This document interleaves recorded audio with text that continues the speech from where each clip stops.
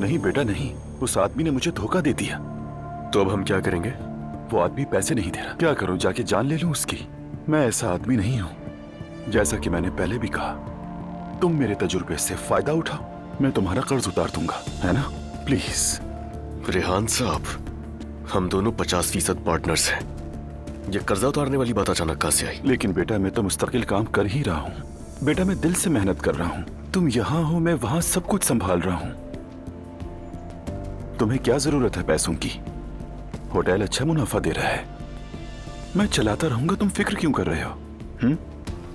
तुम अपने बाबा से पैसे मांग लो। हमारे यहाँ मामलात ऐसे नहीं चलते रेहान साहब।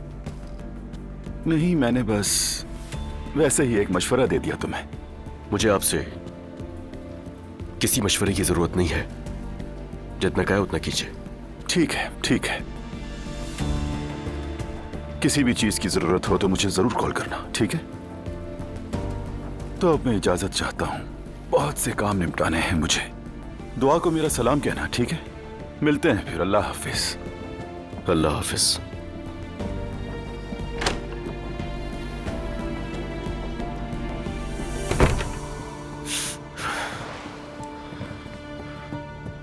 अजीब आदमी है ये, होटल पर भी कब्जा कर लिया है। तुम अगर दुआ के बाबा ना होते ना, मैं तुम्हें अच्छी तरह सबक सिखाता रेहान। खैर, मगर मैं ये अच्छी तरह जानता हूं तुमसे जान कैसे छुड़ानी है।